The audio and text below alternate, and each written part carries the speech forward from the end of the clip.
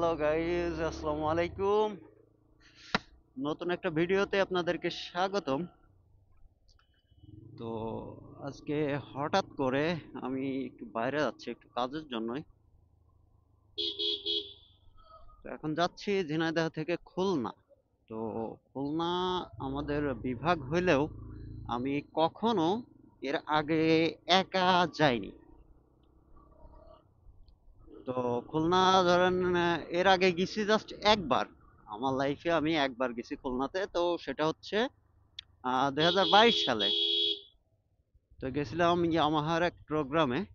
তো ইয়ামাহার south zone meet ছিল, ওইখানে গেছিলাম, ইনভাইটেড হয়েছিলাম। ইয়ামাহা 125 সিসি বাইক কেনার পরে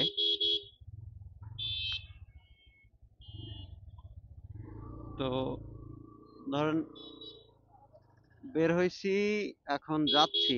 তো তখন গেছিলাম ধরেন গ্রুপে।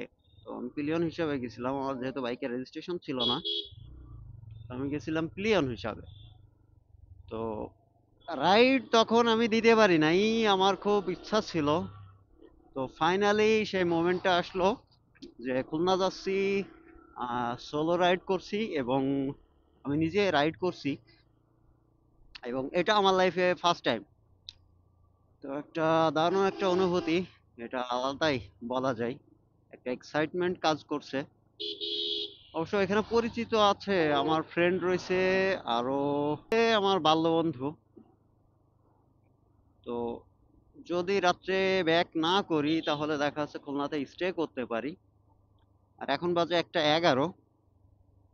রুট প্ল্যান করছি ঝিনাইদহ থেকে, যেহেতু যশোরের রোডটুকু খুবই ভাঙা, তো আমি বাইপাস হিসেবে মাগুরা হয়ে যাওয়ার চিন্তা ভাবনা করছি।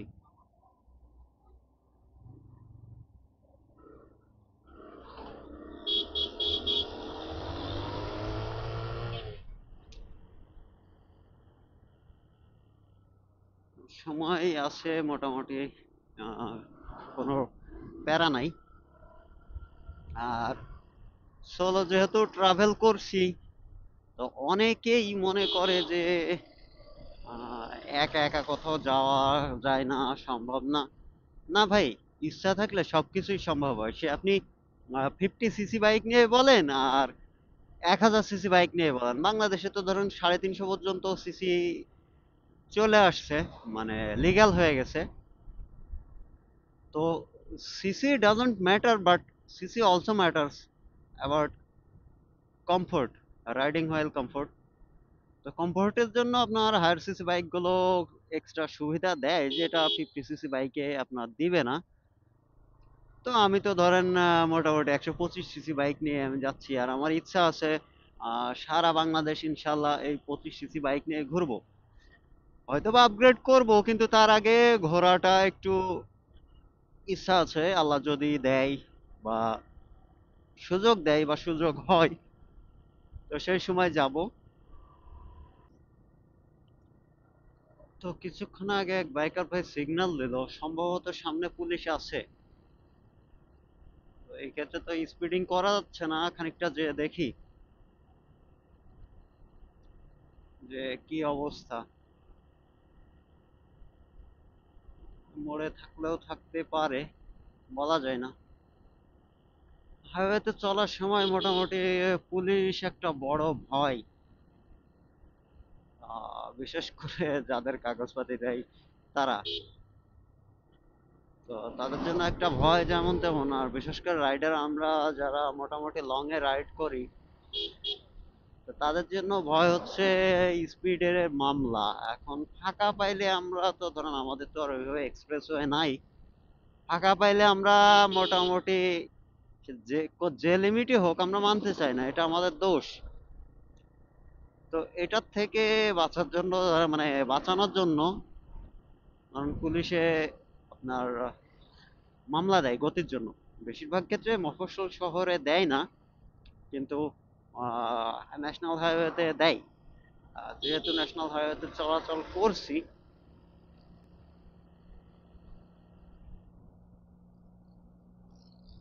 সাউন্ড কিসে আসছিল, ট্রাক থেকে? হ্যাঁ। বাপরে বাপ! Helicopter fail. এখন আপনারা শুনতে পাচ্ছেন কিনা জানি না, আমার ওই মাইক্রোফোনটা থাকলে শুনতে পেতেন যে হেলিকপ্টার ফেল একটা সাউন্ড আসছিল, যে পরিমাণ প্রেসার দিচ্ছে। আমি তো ভয় পেয়ে গেছি, আমি বলছি কিরে আশপাশে এক্সস্ট লাগায় কে আসছে। পরে দেখি না, এক্সস্টের না, হেলিকপ্টারও না, এই যে সাউন্ড এই যে এটার থেকে আসছে। আপনারা হয়তো বা শুনতে পাবেন না, কিন্তু আমি শুনছি, মনে হচ্ছে হেলিকপ্টার চালাচ্ছে।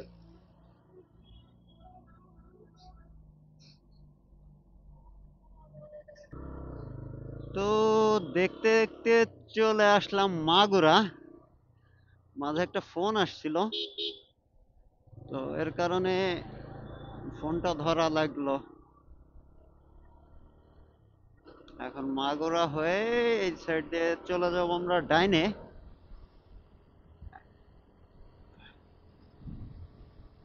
Magura circuit house. মাগুরার এই রোড লাইট গুলা হেব্বি লাগে, বিশেষ করে রাত্রে খুব সুন্দর লাগে। আর আমাদের ওই দিকে তো এইরকম রাস্তা নাই। আর এটা মোটামুটি খুব ব্যস্ত একটা রাস্তা, যেহেতু এই দিকের সাথে ঢাকার যোগাযোগের জন্য এই রাস্তার উপর দিয়ে যায়। আর এইখানে কি ছিল, sports park and park view restaurant. আগে শুধু পার্ক ছিল, হয়তো বা স্পোর্টস পার্ক ছিল, এখন রেস্টুরেন্ট হয়ে গেছে। তো এই কার কার আরটিআর লাগবে নিয়ে যাও এখান থেকে। আর এই রাস্তার এই মাঝখানটা খুব খারাপ অবস্থা, সামনের চাকা এরকম এরকম করছে। হয় ডানে যাওয়া লাগবে নাকি বামে যাওয়া লাগবে, যে কোনো এক জায়গা দিয়ে যাওয়া যাবে, লাগবে, কিন্তু মাঝখান দিয়ে যাওয়া যাবে না। আমি যেহেতু ফাঁকা আছে, আমি ডান সাইড দিয়ে যাই। আমিও ঢুকবো সামনে যে ডাইনে। অদম্য অফার, বাংলা লিংক,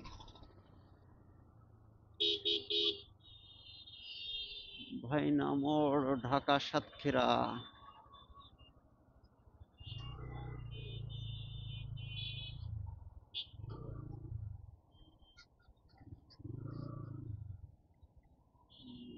মাগুরা যশোর এদিকে আসলে অবশ্য, মাগুরা এবং যশোর এই গেল বাইরে সাইলেন্সারে।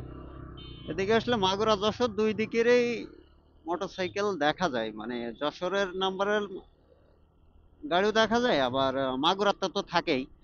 তবে আমাদের ঝিনাইদের এদিকের গাড়ির কম, কিন্তু আমাদের ঝিনাইদাই মোটামুটি চুয়াডাঙ্গা, কুষ্টিয়া, পাবনা, নওগাঁ, বরিশাল, ঢাকা সব ধরনের গাড়ি দেখা যায়।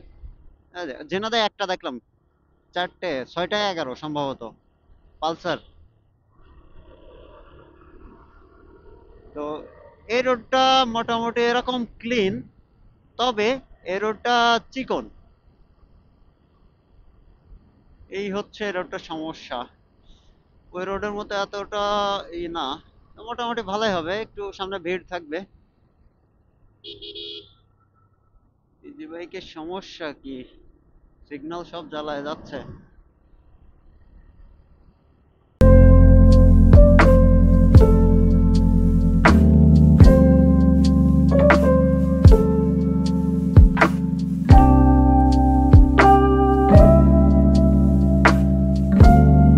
অবশ্য রাত্রে আসছিলাম এই রোডে, মোটামুটি রাত 12টার দিকে, না 12টার পরে, 11টার দিকে ঝিনাইদহ থেকে বেরোছিলাম। মাগুরা আসছিলাম 12টার দিকে, 12টার পরে। তো এই রাত্রে শুধুমাত্র আমরা দুইটা মোটর সাইকেল, এছাড়া সামনে আর কোনো গাড়ি নাই, আমরা দুইজন, মানে পুরো একটা চিল রাইড দিতে দিতে আসছিলাম। আমরা দুইটা বাইক আসছিলাম, দুইটাই টিভিএস রাইডার। তো খুব মজা হয়েছিল ওই দিন। এখান থেকে যশোর 38 কিলোমিটার সম্ভবত। এই, এই, এই, এই, এই, ভালো হয়ে যা, ভালো হয়ে যা। মাঝে মাঝে দিনের বেলায় বাসগুলোর এরকম পাগলামি দেখা যায়, আর রাত্রে যেগুলো দু একটা তুলনামূলক ভাবে কম থাকে, কিন্তু দিনের বেলায় এই বাসের চাপটা বেশি থাকে, আর রাত্রে থাকে না। এই কারণে রাত্রে চলাচল করে খুব মজা হতো, কিন্তু বর্তমানে সিকিউরিটি কনসার্ন যেভাবে বাড়ছে, চুরি ছিনতাই ডাকাতি এসবের কারণে মোটামুটি একটা ভয় লেগে যায় রাত্রে চলাচল করা।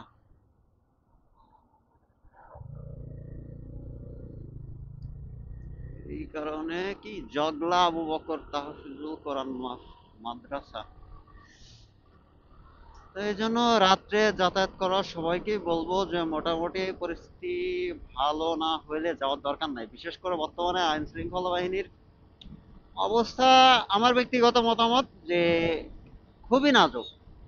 আর মোটামুটি এত বছর স্বাধীনতার পর থেকে ধরা যায় পুলিশ প্রশাসন, শুধুমাত্র পুলিশ প্রশাসন অল টাইম সরকারের অর্ডারে কাজ করেছে।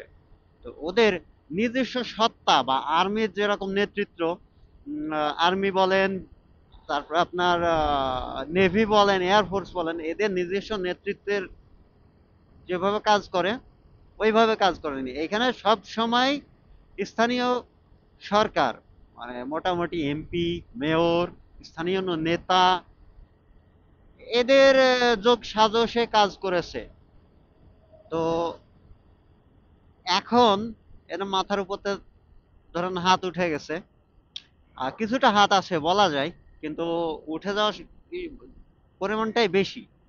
তো এই কারণে ওই আগের মতো নিয়ন্ত্রণ হচ্ছে না।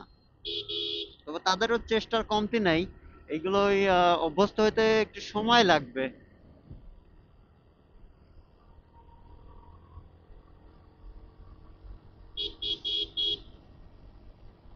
ও ও ও ও ও ও, এই অবস্থা কেন রাস্তায়?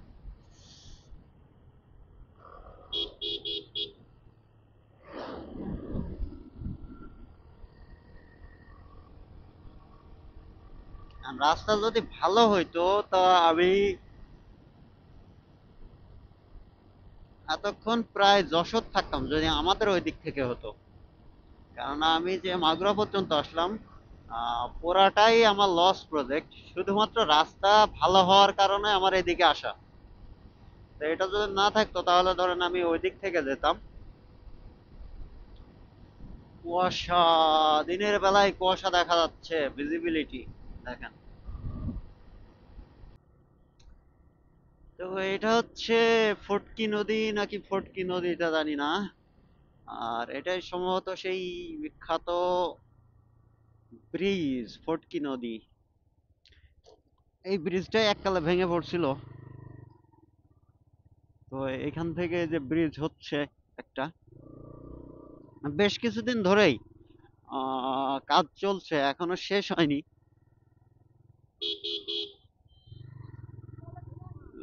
ভিড় কোন দিকে যাবে? হ্যাং নামায় দিয়ে হাত দিয়ে দেখাচ্ছে, সিগন্যাল লাইট তো নাই তার। সিগন্যাল লাইট জ্বালানোর কোনো প্রয়োজনীয়তাই নেই। আর আমার এ ভাই তো সিগন্যাল দিয়ে বামে দিয়ে রয়েছে।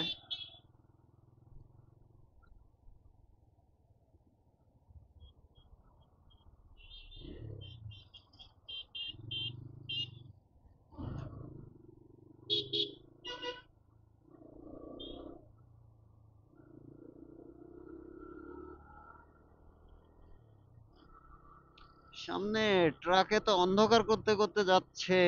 হ্যাঁ,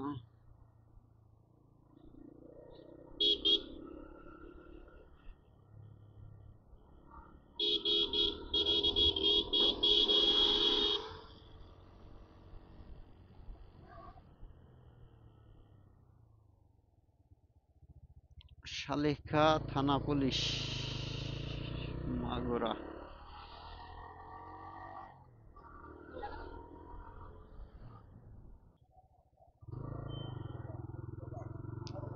তো এখন সে পৌঁছালাম যশোরে মনিহারের সামনে।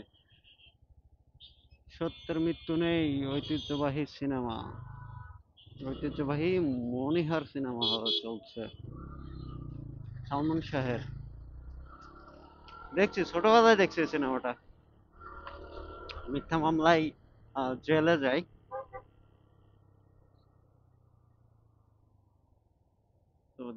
তো যশোর ক্যান্টনমেন্টের কারণে আর্মির গাড়িগুলো দেখা যায়, তবে এটা এমসিএসকে, military collegiate school and college. এদের গাড়ি খুলনা।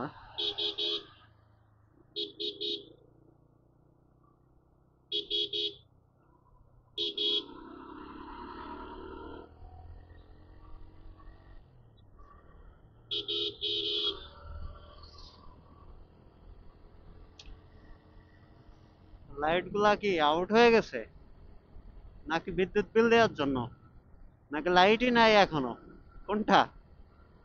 যশোরবাসী বলতে পারবে।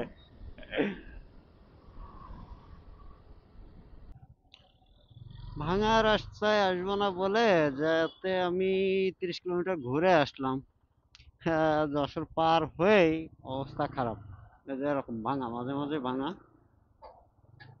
মোটামুটি যশোর মুরলি মোড় পার হয়ে আমি তো মনিহারের সামনে দিয়ে ঢুকছি, পার হয়ে এরকম ভাঙা শুরু। এখন জানি না কত দূর আছে। ধুলায় শেষ করে দিবে, অবস্থা খারাপ। সামনে মনে হচ্ছে ভালো আছে রাস্তা, বাট এটুকু যাওয়ার পরে তারপরে তো এখন আর পিছ পিছ যাইতে হবে।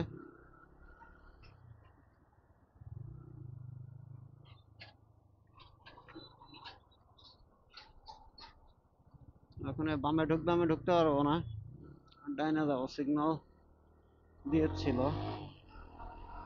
তো আমি ভাঙা তো এখন এইটুকু তো গেল, সামনে আরো আছে। এই দেখো কাজ দেখো। এ মুরব্বি বুড়ো গল্প করতে করতে যাচ্ছে, কথা কোন দিকে চলে যাচ্ছে বাস দেখার মতো নেই, উনি গল্প করতে করতে যাচ্ছে। তখন দেখি যে একটা ইজি বাইক ওরকম ফোন টিপতে টিপতে আসছে, দুইটা মনে হয় যে 1 মিনিট ধরে ওভারটেক করলে একটা ইজি বাইক আর একটার। মাঝে মাঝে এই ধরনের ঝামেলা হচ্ছে লোকজনের, বাস হোক ইজি বাইক হোক সব তাই।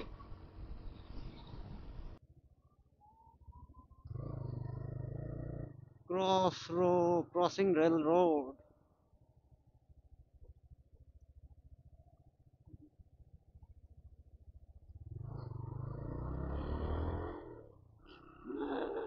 এইটুকু ভালো করে পড়াতে আবার রাস্তার দেখে যা।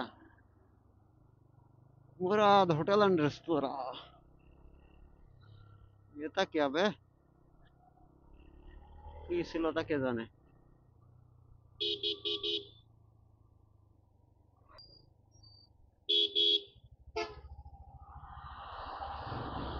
কাল দেখো,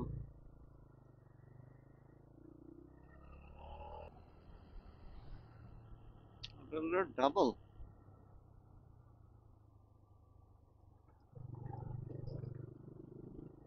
মনে নাই, 2-3 বছর আগে আসছি, মেমোরি ছোট হয়ে যাচ্ছে,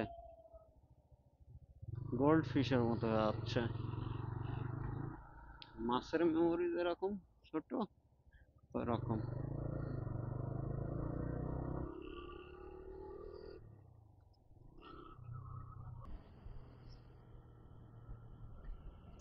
ও পুরা কর্নারিং এর ফিল।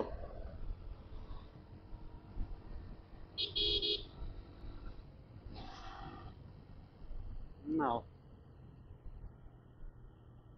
এদিকে রাস্তায় ওই জায়গায় গর্ত কেন, তো বাড়ি নিয়ে গেছে কেউ?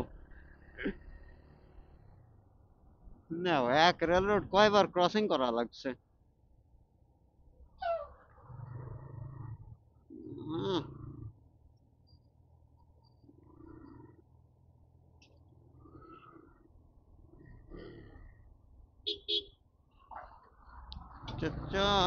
চাচ্চো না ভাইয়া, ভাইয়া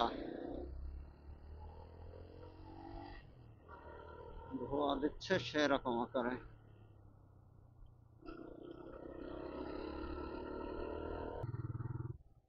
নাও, আবার এদিকে।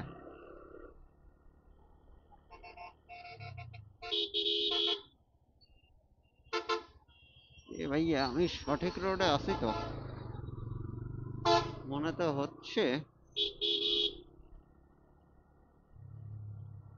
আমি গড়াই রূপসা তো এদিক দিয়ে আসে। কি অবস্থা এই রাস্তার,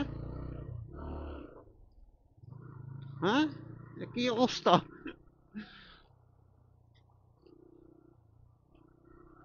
ধুলোয় তো অন্ধকার হয়ে যাচ্ছে। এর মধ্যে দিয়ে যে ওভারটেক করে যাব সেটাও যাওয়া সম্ভব হচ্ছে না। উম, উম, উম,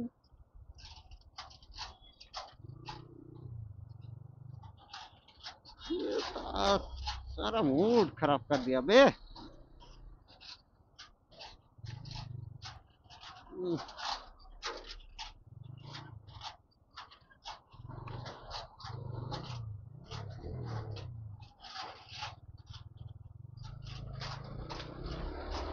ফাইনালি একটু ভালো রাস্তা আবার। তো আমি ফাইনালি প্রায় চলে আসছি যে এখানে আসার কথা। আমার যা লাগবে ক্যান্টনমেন্টের কাছে, ক্যান্টনমেন্ট পার হয়ে সম্ভবত। তো এইখান থেকেও মোটামুটি খুলনা শহর 15 কিলোমিটার। অবশ্য সন্ধ্যার পরে যাওয়া লাগবে হয়তোবা ওইদিকে। সেনানিবাস এলাকা শুরু। স্বাগত সেনানিবাস। ভিতর দিয়েই দুই সাইডেই ক্যান্টনমেন্টের area.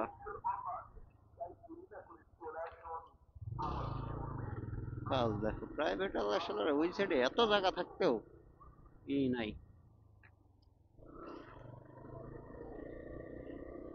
Service corps, central school, home of ASC.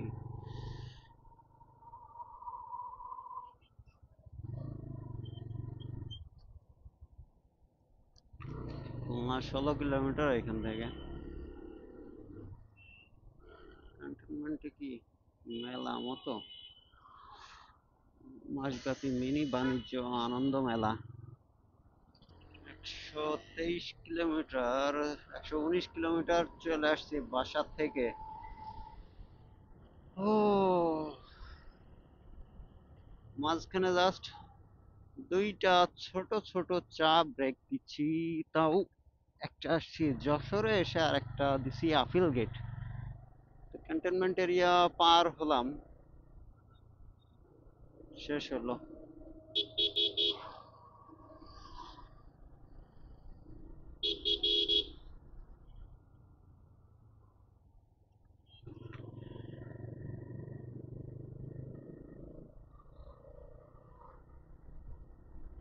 শিরোমণি বাজার।